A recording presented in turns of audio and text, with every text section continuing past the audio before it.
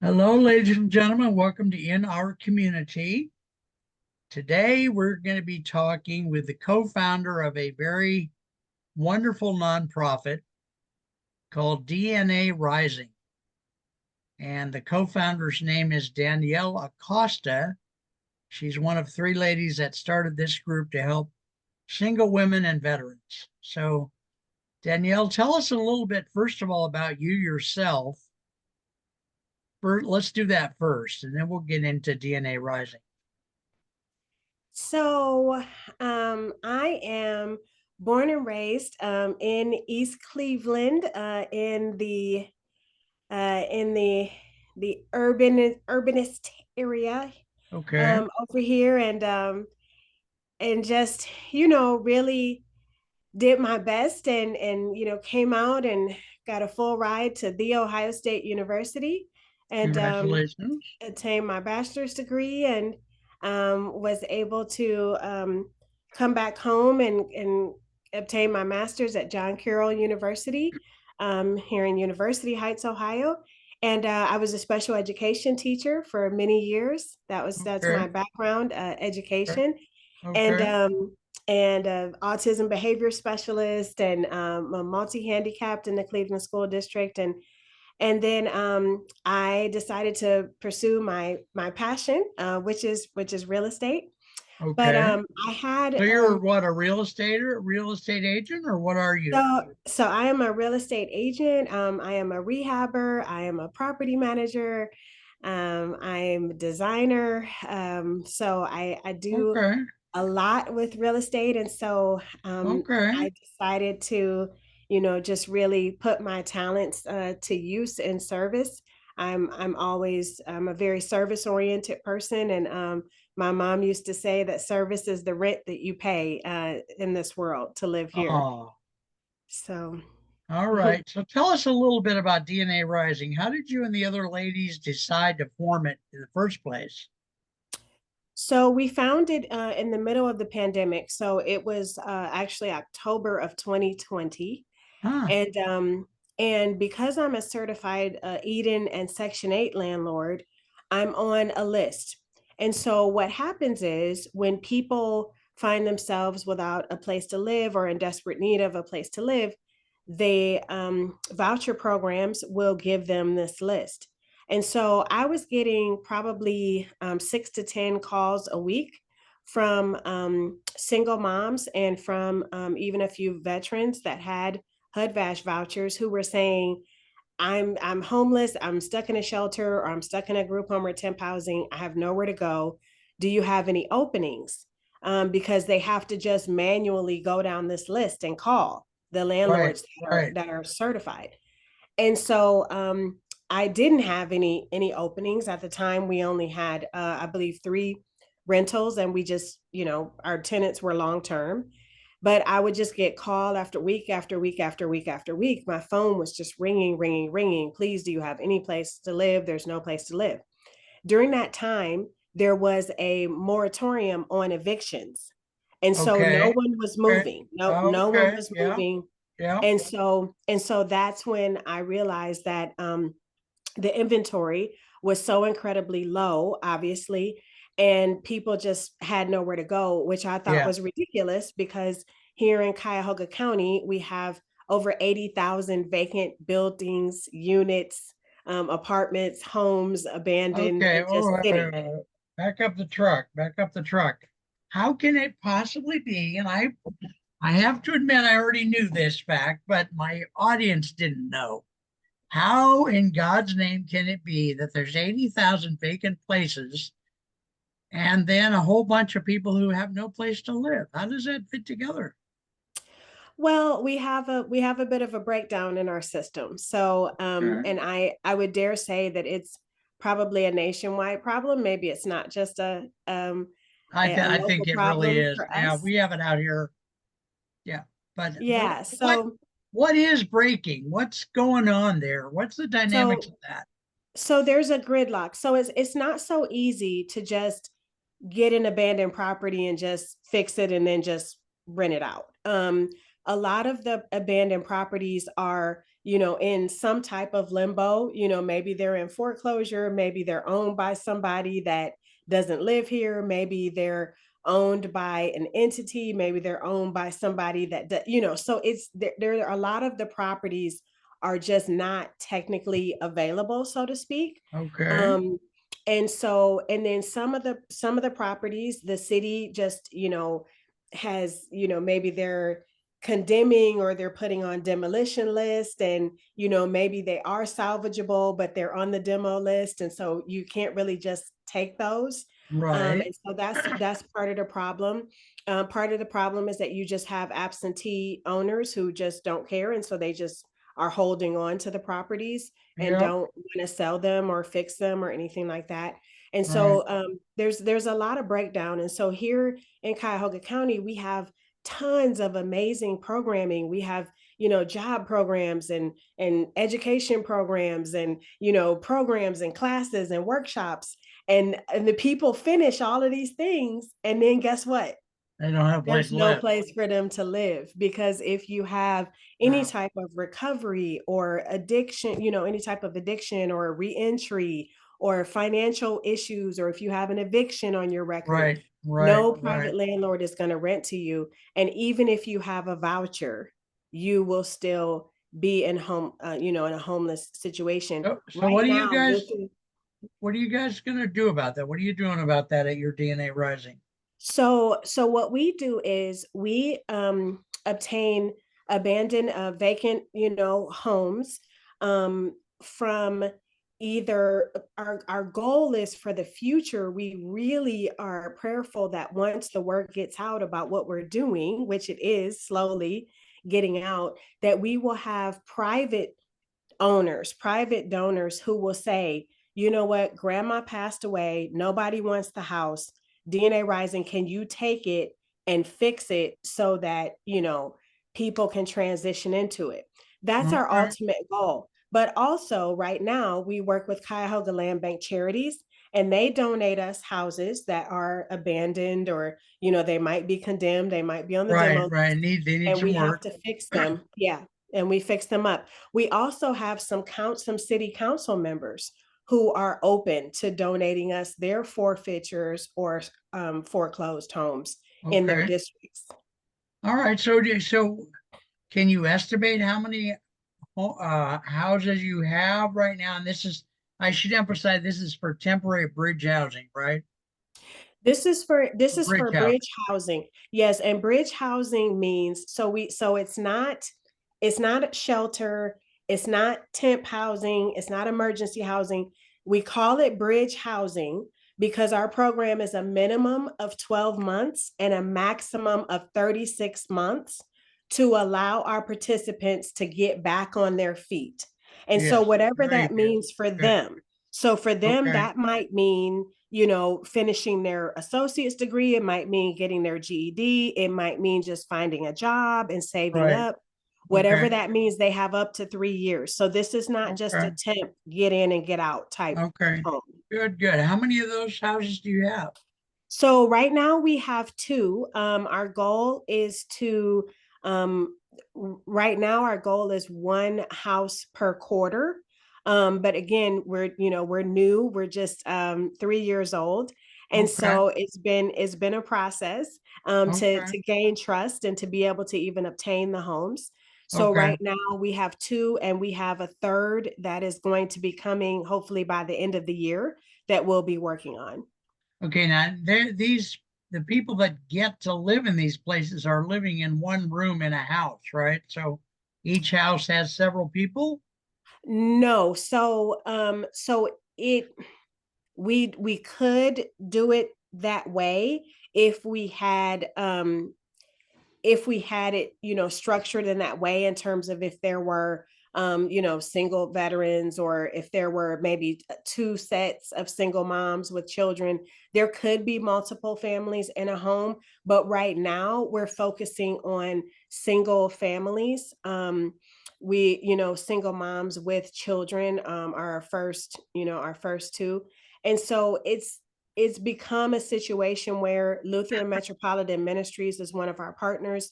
they are actually housing, they have a homeless family shelter downtown Cleveland. They're actually housing the overflow families when they run out of space in hotels. So I think what's going to end up happening is we're going to be working with them more to help Okay. transition those families out of hotels. Okay. So, and then when somebody's doing this, are they paying a level of rent that works for you guys, that's commensurate with what you need, or not really? So they are paying market value rent because they are voucher holders.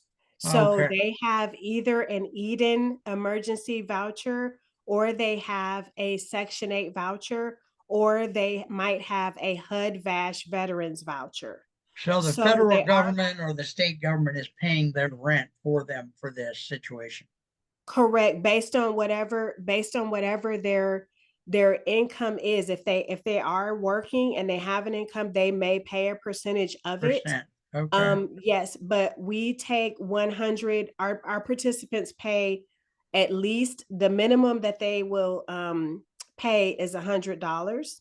Okay. So they pay $100, and that $100 per month is set aside in a savings account for them, so that when they exit the Oh, program, nice. Okay. they are they receive it back in the form of either down payment assistance to help them purchase their own home through our partner, Okay. Habitat for Humanity, Right.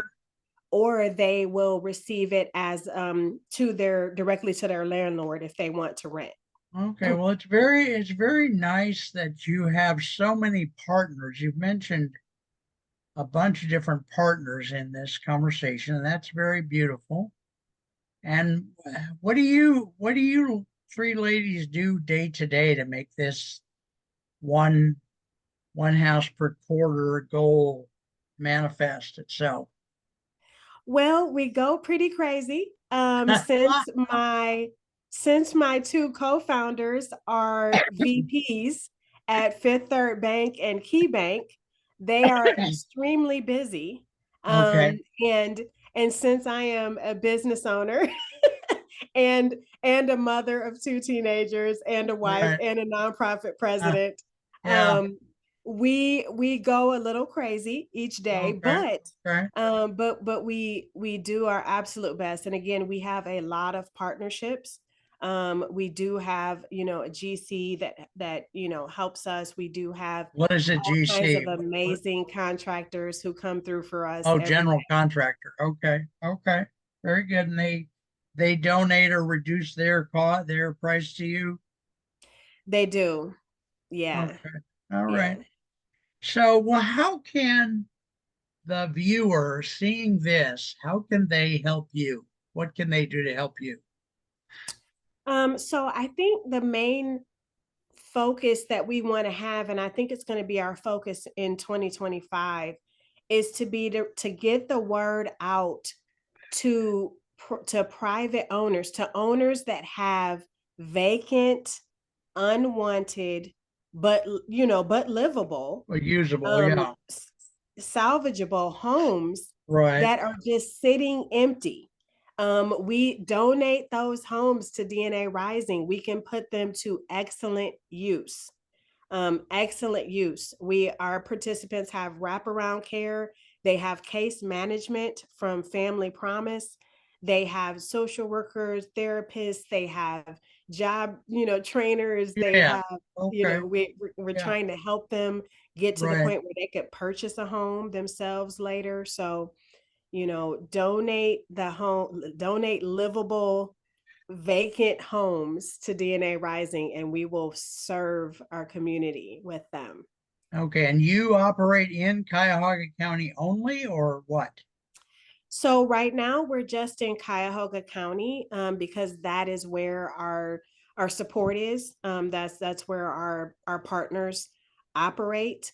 We would not be opposed to operating, going into Lake County or Geauga County, and if Okay. someone donated a home Had there. had a home there. Okay. Yeah. Um, I'm trying to figure out what else someone from another part of the world or the country can do, that they could maybe invest in a home, would a place like this, like if there's a salvageable place available, and I don't know what I'm talking about, okay? I'm not a realtor, I'm just a contract assassin. So we have a different kind of work.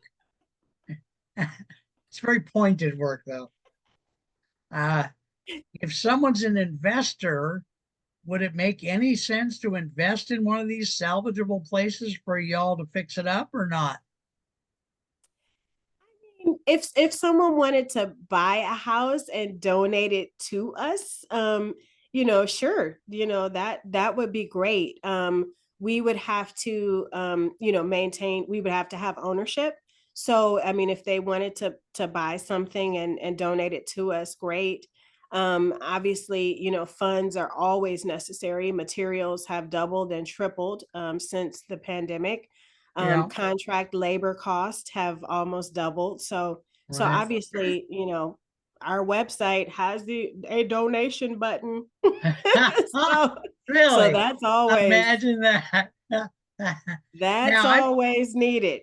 all right, I'm going to play devil's advocate. Could someone buy a house in the Cuyahoga County and Lake County area and let you guys use it for a few years and still be the underlying owner and then sell it for a profit 3 or 4 years down the road?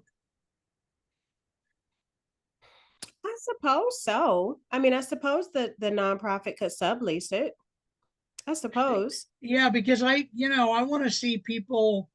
I mean, like I said in the earlier video that we did, is I know people in Dubai, and without being slanderous, these people have got more money than they know what to do with. Most, not my friends. My friend he teaches helicopters to the United Arab Emirates soldiers, but other people in the area have more money than they know what to do with. And I would like Yeah. to see some of them say, look, we're not willing to buy it and donate it to you because we're too cheap. We want we want to get something back, but we'll buy it and we'll let you guys sublease it for maybe 4 years or 3 years, whatever your program goes. And then Mhm. we want it back and we're going to sell it for a profit. Let's think about promoting that idea in addition to the other ways of doing it. How about Oh that? yeah. Okay, now I'm curious to know the part of this that we still have some time, surprisingly. You've got to interact, you and your co-founders, with Hmm. all of these agencies and other nonprofits. Who's the politician in the group that gets to go to council meetings and interact with the Habitat for Humanity and all these the churches? Who's the homie that does that? So we like to be together. You most times when there are important meetings like that, you will see all three of us. Okay. Um, That's a yes, dedication one of time that I wouldn't have expected. yeah, I mean when we had the meeting to begin our partnership with Cleveland Habitat for Humanity, you best believe all three of us were there. Okay. Um, when we had our meeting to begin the relationship with Humble Design, who is the nonprofit that furnishes our homes, you best Okay. believe we were all there. so Okay. so we, a lot of times my co-founder Latoya Smith and I will Okay. be together, but that's only because we live in this area. Right. And then our third co-founder lives in New Albany, Ohio, but Huh. she works between Ohio and Florida. So Okay. Goes she back and forth. yeah, so she Tracy Cleveland Thomas, she might be with us, less, but you best believe when we had the interview on NBC with We the People, we were Oh, all yeah. three there. And I still have yet to see that. You're gonna have to send me that link again. Yeah, yeah, I'll send it I again. think I've misplaced it, but yeah, that's pretty cool that you guys Yeah. did that. Yeah, so we like to be together. We try to be together as much as we possibly can. We Okay. just received word that we won a Community Impact Award from Okay. the National Association of University Women, the Oh, Cleveland good. chapter. Okay. Yeah, so they're hosting their convention this summer. And so on July 27th, we'll go and receive the Community Impact Award. So that's exciting. That's Oh, our first is that a award. national award or what? I think I'm not sure. I'm not sure if it's just if it was only Cleveland nonprofits or if it was a national symbol, but we were nominated by one of the Yeah. members. And Okay.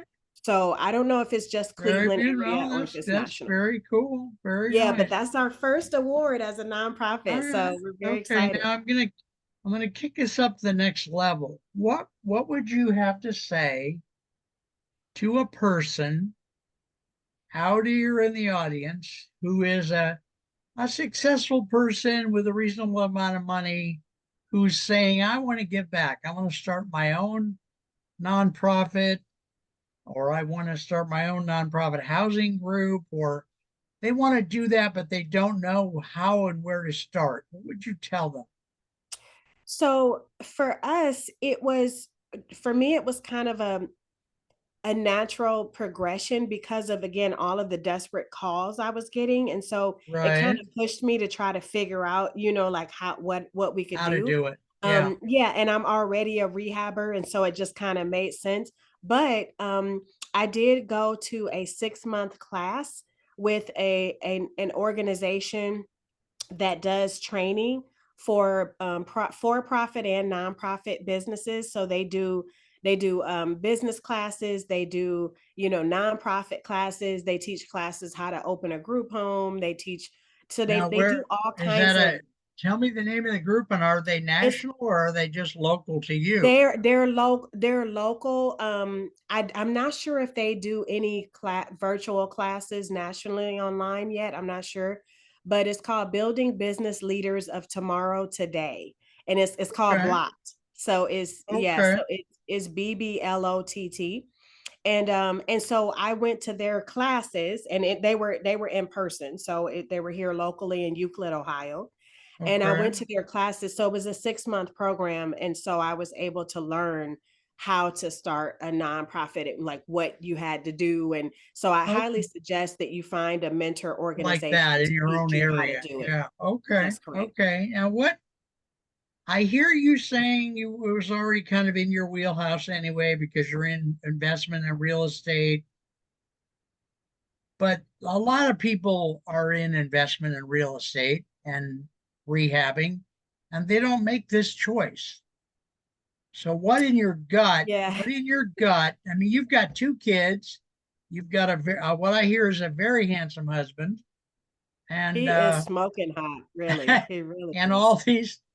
all this stuff going on, plus your Yeah. real estate business, plus your this, plus what inside your gut said, I've got to make time for this. I've got to push things out of the way enough to create this organization with my friends. You know, I think I've been a disciple of Jesus for 27 years now, Okay, since I was a junior in college. And right. I think I just have always had inside. My mom had a heart for service.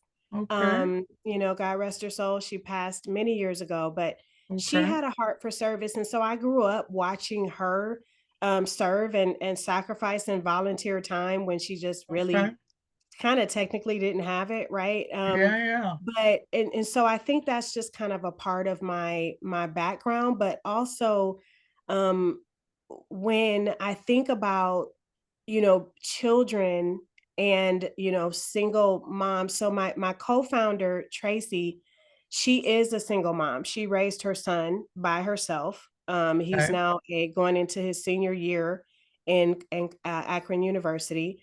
And okay, my other co-founder was raised by a homeless mom and okay, was and experienced homelessness with her mother. okay, okay, And we all three have brothers, cousins, my father, who are veterans, okay. and who had challenges when they came back, right? So Yep. we all just had that in us that said, we're seeing that this is a problem. It We're sounds seeing that there's a visceral. It gap. sounds visceral to you. And Yeah. it to Yeah. me, it's just ridiculous that we have so many vacant properties. Yeah. And it just there's just this big gap. There's all Yeah. these vacant Yeah. properties, and then people have no Yeah. place to live. And so Yeah. it just feels silly. And so we are willing to make that sacrifice. All right. And So, okay. yeah. All right. We've been out of time. So I have a couple things I need to say. One of them is send me in an email the name of your nonprofit and how you want people to contact you, whatever phone number or email you want them to have. And ladies and gentlemen, I really, to me, Danielle is a very exceptional human being. And I just, as a friend, I love her dearly. And we appreciate you guys watching and we appreciate you considering what we've said. If you're in a position to help DNA Rising, her contact information on the screen there, please call her. And this has been in our community. And thank you all for watching. We'll see you next time. Thanks for watching.